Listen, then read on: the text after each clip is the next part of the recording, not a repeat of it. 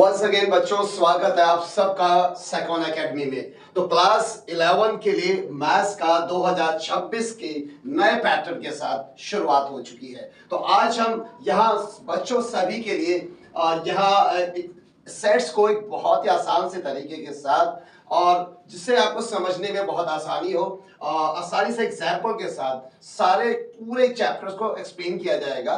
और यहाँ पे एग्जाम्पल एक दो ही दिए जाएंगे, बहुत ज्यादा नहीं, और उसके बाद सारी एक्सरसाइज एक एक करके यहाँ पे की जाएगी और सभी लेवल को भी यहाँ पर अचीव किया जाएगा।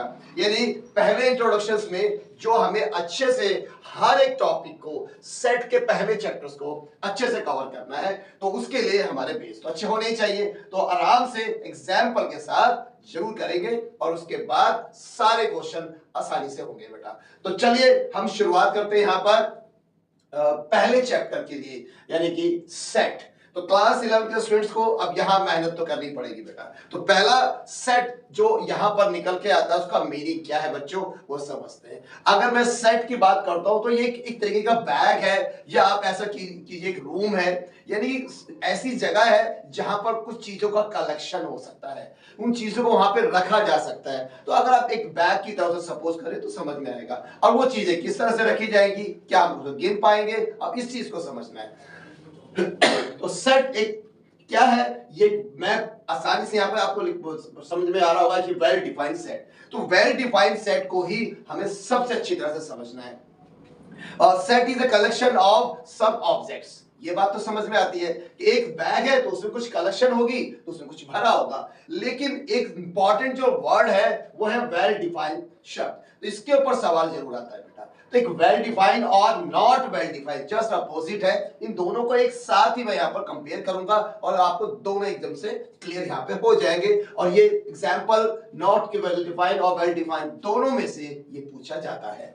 तो चलिए बच्चों, तो सेट क्या है बेटा, it is a collection of some objects, some things और सम नंबर्स, और सब कुछ भी हो सकते हैं, कुछ ही किसी चीज का कलेक्शन होना है। लेकिन ये जो कलेक्शन होगा ये बड़ा यूनिक होगा। यूनिक से मेरा मतलब यहां पर है कि ये वेल डिफाइंड होगा, यानी कि जिसकी पॉसिबिलिटीज होगी, जिसके अगर मैं एग्जांपल से बताऊं, एग्जांपल लेते हैं कि एक इसका जो, अब मैं आपसे कहता हूं, चलिए एग्जांपल लेते हैं इस set of collection of well कुछ ऑब्जेक्ट्स ले लेते हैं। मैं एग्जांपल लेता हूं, okay let's say this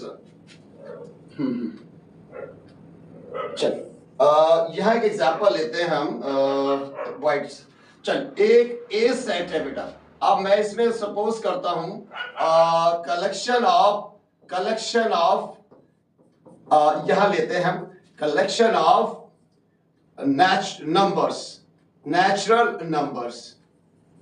natural numbers between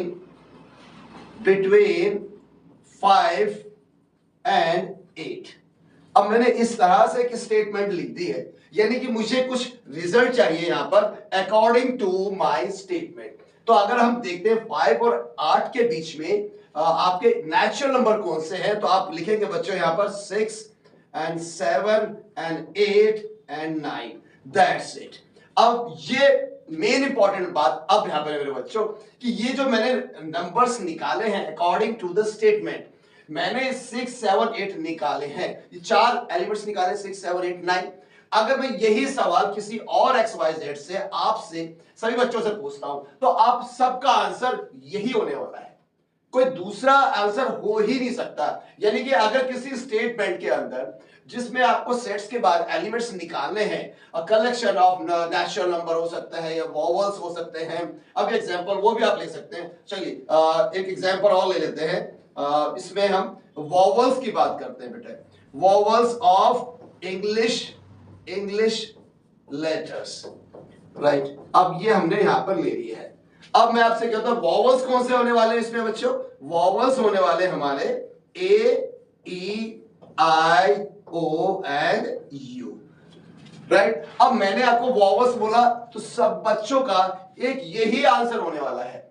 यही इसकी स्पेशलिटी है बेटा कि एक आंसर, जब किसी स्टेटमेंट से जो मेरा आंसर निकलता है वो सारे बच्चों का या और भी किसी का भी सेम ही आंसर होता है, दैट मींस एक ही आंसर निकल रहा है। तो ऐसे सेट्स को हम बोलेंगे वेल डिफाइंड है। पूरी तरह से डिफाइन है। इसका ये मतलब है मेरे बच्चों, अगर मैं इस बात को एग्जाम्पल अब नॉन वेल डिफाइंड वाले एग्जाम्पल से और कंपेयर करूंगा तो अब पूरी तरह से 100% यह पिक्चर क्लियर हो जाती है। तो मेरे बच्चों यहां पे ले लेते हैं नॉट वेल डिफाइंड सेट। तो इसका क्या एग्जाम्पल हो सकता है, चलिए इसका भी एग्जाम्पल ले लेते हैं भाई। यहां पर मैं ले लेता हूं यह एग्जाम्पल, एग्जाम्पल लेते हैं इंटेलिजेंट बॉयज, ठीक है।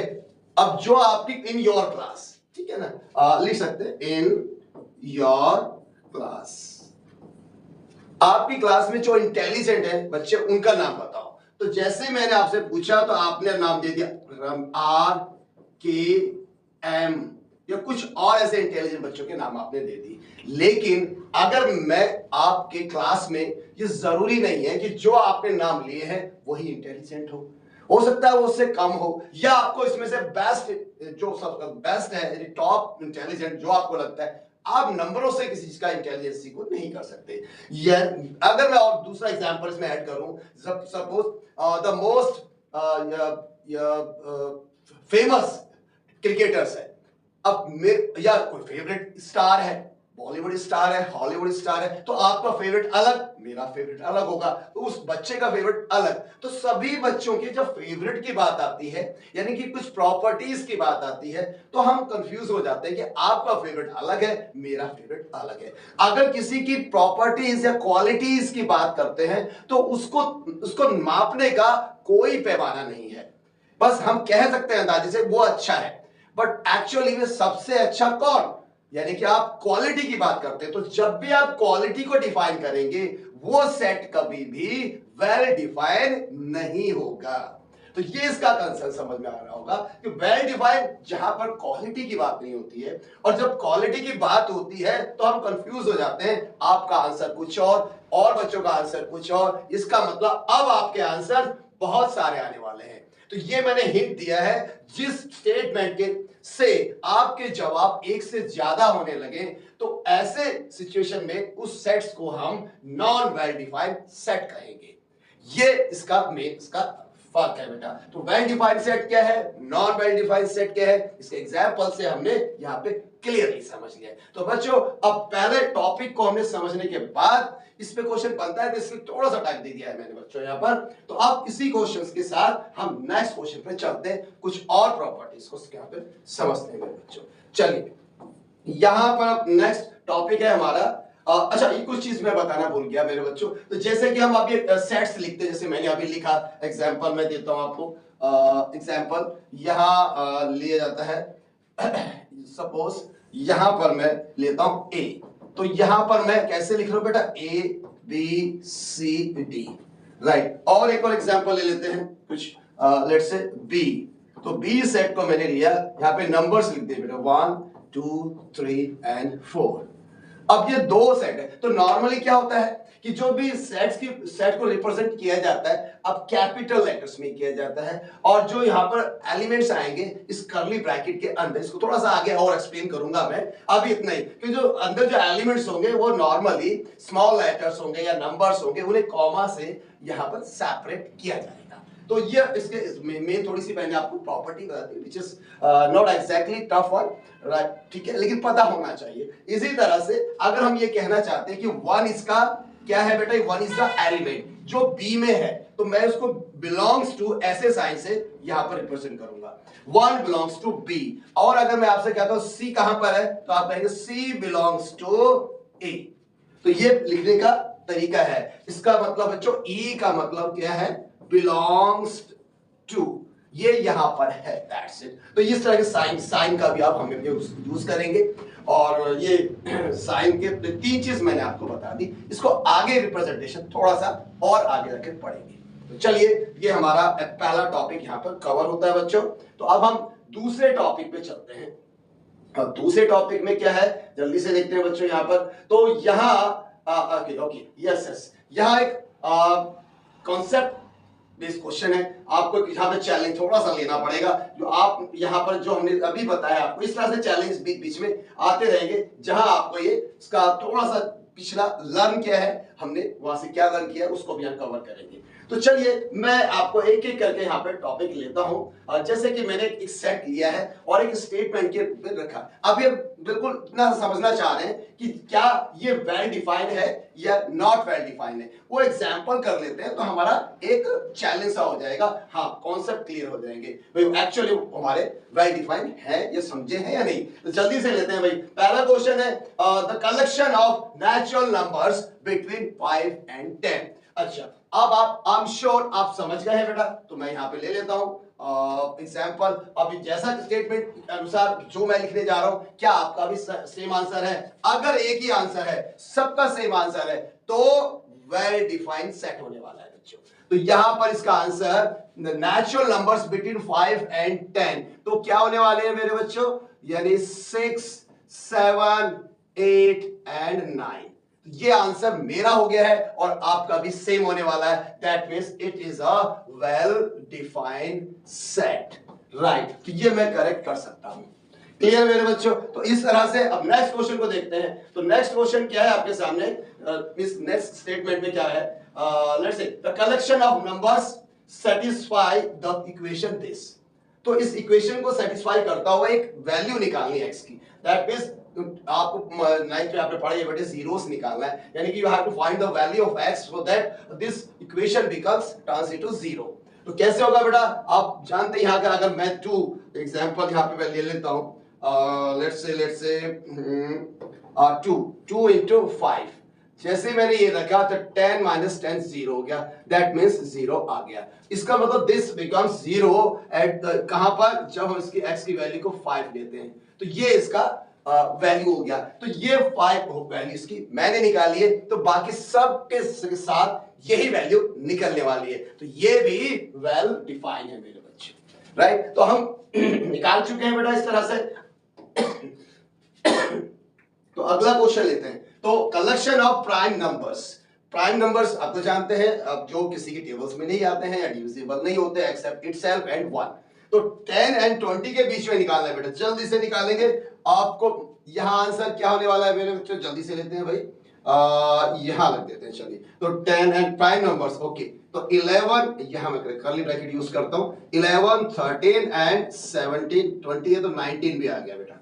यस, तो ये हो गया इसका आंसर, राइट। तो ये सेम आंसर सभी का है, दैट मींस ये भी वेल डिफाइंड। तो जल्दी से लेते हैं बेटा। अब हमें यहां से अब बहुत आसानी से समझ में आ रहा है the collection of all beautiful girls, that's the problem. Now it is defining about the quality. यहां आपसे क्वालिटी की बात कर रहा है बच्चों। तो गर्ल्स की जो ब्यूटीफुल गर्ल है वो एक कैसे हो सकती है? कोई और होगा, उससे ब्यूटीफुल कोई और होगा, उसको डिफाइन करने का कोई मेजरमेंट पैमाना ही नहीं बना है। तो दैट्स व्हाई हम कह सकते हैं ब्यूटीफुल गर्ल्स का मतलब क्या हुआ? अनडिफाइंड है कि कौन हो सकता है बेस्ट सब में से। That is the not well defined. ये एक हमारा नॉट वेल डिफाइंड सेट मिल गया, राइट। इसी तरह से अब आगे और चलते हैं। तो अब और थोड़ा एक्सरसाइज कर लेते हैं बेटा। एक बार इसको समझ लेते हैं तो बात जल्दी से फिर आगे हम समझ में बहुत आसानी से आ जाएगा। The collection of 3 most talented cricketers of India. तो टैलेंटेड वर्ड कहां से आया बच्चों? टैलेंटेड भी किस बात को शो करता है बेटा? एक क्वालिटी को शो करता है। तो क्वालिटी वाली चीज तो again not well defined, not well defined. तो ये भी हमारा नॉट वेल डिफाइंड में आ गया है बच्चों, राइट। नेक्स्ट लेते हैं, एक और ले लेते हैं चलिए। तो यहां पर है best cricketer team of the world. Best cricket team, अब वर्ल्ड की बेस्ट क्रिकेट टीम जरूरी नहीं है जो वर्ल्ड कप जीतेगी वही होगी, राइट। लेकिन अच्छा और भी खेल सकता है। लेकिन इस सिचुएशन में अब पता ही नहीं रहता कि कौन बढ़िया खेल जाता है, कौन वर्ल्ड चैंपियन बन जाता है। तो बेस्ट होने का यहां पर भी क्वालिटी के बारे में बात हो रही है बेटा, बेस्ट। तो जब भी कभी यहां बेस्ट की बात होगी यानी कि यहां बेस्ट क्वालिटी की बात, तो वो भी नॉट वेल डिफाइंड हो जाएगा। तो लास्ट में कलेक्शन ऑफ वॉवल्स आ रहा है, वो तो निकल सकता है बेटे। Collection of vowels A E I O U है, दैट मींस ये वाला वेल डिफाइंड है। तो बच्चों इस तरह से हमने एक्सरसाइज करी और वेल डिफाइंड और नॉट वेल डिफाइंड को समझ लिया। तो आई होप यहां क्लियर हो गया होगा। फिर मैं लास्ट में बोलता हूं जल्दी से, नॉट वेल डिफाइंड क्या है? वो किसी क्वालिटी की बात करेगा, जैसे बेस्ट क्रिकेटर, बेटर या टैलेंटेड या सुपर या फेमस कौन है, फेवरेट कौन है, ये चीजें क्वालिटी को डिफाइन करती हैं। इसलिए हम सेट में ऐसे टॉपिक को ऐसे स्टेटमेंट से एलिमेंट्स में कन्वर्ट नहीं कर सकते। That's a reason it can not be a well defined set. तो हमें सिर्फ और सिर्फ वेल डिफाइंड सेट जिसको हम एलिमेंट्स के रूप में लिख सकते हैं और उसका एक ही आंसर सभी के एंगल्स पॉइंट ऑफ व्यू से वो सेम होना चाहिए, तो वो वेल डिफाइंड सेट होता है। तो चलिए ये टॉपिक हमने यहां कवर कर लिया है बच्चों। एट द एंड अब हमारे पास है दूसरा टॉपिक और वो है रिप्रेजेंटेशन ऑफ सेट्स।